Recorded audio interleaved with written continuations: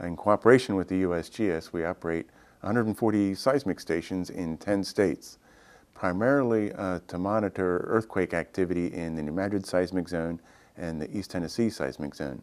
Those are the two most active seismic zones in the eastern U.S., east of the Rockies. They're about the 10th of the seismicity rates that are in California, but nevertheless, for this part of the country, they're still important because they are the areas that have produced large earthquakes in the past.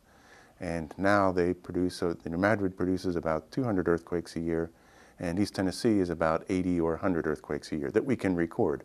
Most of those, of course, are too small to be felt.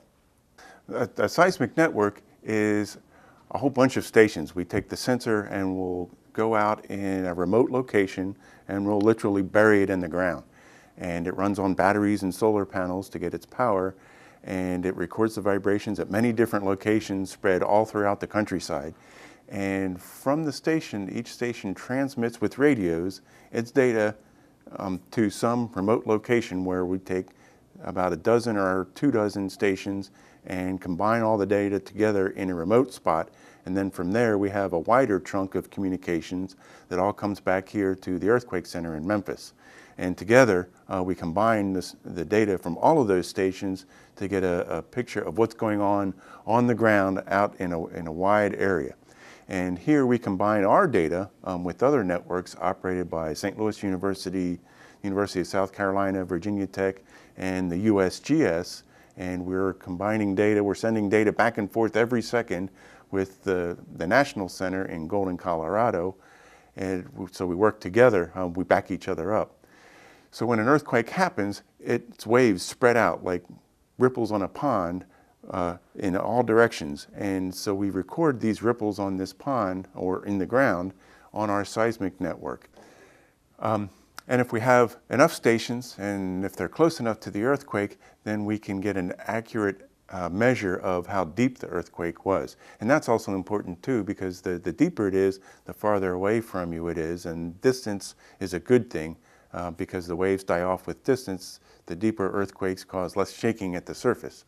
Although you could also argue that the deeper earthquakes often are the larger earthquakes, and so they kind of offset each other. But by getting depth, and not just having a map view of the earthquakes at the surface, the depth gives us a 3D picture of the interior of the earth. And that gives us another dimension that we can more fully understand the processes that are going on that cause these earthquakes. People feel earthquakes, of course. I don't need to tell you that an earthquake happened. Of course, what you feel is you feel the ground shake. You vibrate and you wonder what just happened. By having these instruments deployed out across the country in these 10 states, we're able to tell you what was the cause of the shaking that you just felt. You may have felt it, but depending on where you are, it might have been a large earthquake close to you, or a small earthquake close to you, or it might have been a larger earthquake farther away. You don't know that, but by having the instruments and analyzing the data, we can tell you where it was, how big it was, and what kind of shaking everyone else might have expected. And we can give that information to CNN, the emergency management people, and to the public. You can do several things with the data that we produce.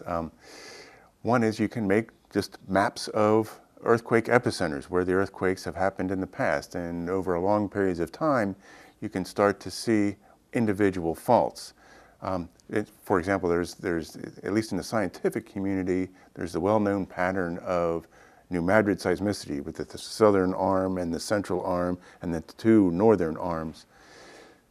And if we record enough earthquakes with enough stations, we can get accurate locations so that we can actually image faults with those earthquake hypocenters. The other thing we can do with the data is by having enough stations spread out over a large area, we can produce things like shake maps immediately following an earthquake that gives a much better idea on a wide regional basis what kind of shaking occurred where. Where was the greatest shaking and where was the least amount of shaking? Because it's not just a bullseye. It depends on the earth structure and the soils at the surface.